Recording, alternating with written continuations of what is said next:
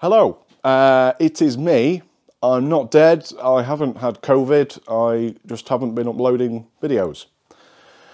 I thought I owe you guys a little bit of a video update. I don't do the whole personal Crimea River type thing. I've had an unexpected death within the family.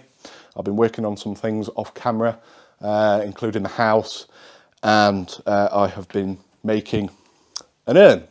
So this is my first segmented piece of woodworking. It's oak and walnut, and I've also been doing some laser engraving.